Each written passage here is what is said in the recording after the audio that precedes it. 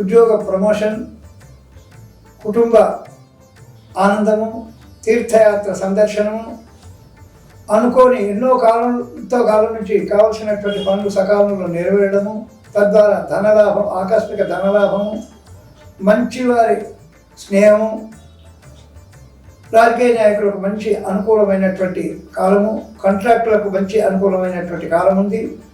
ఈ మీనరాశి వారు లక్ష్మీ కవచము లేదు ప్రతినిత్యము 108 సార్లు ఓం శ్రీం లక్ష్మీ నమః అనేటువంటి మంత్రాన్ని చదువుకున్నట్టయితే ఇంకా విశేషమైనటువంటి ఫలితాలు మెండుగా వచ్చేటువంటి అవకాశం ఉంది ఈ మీనరాశి వారికి.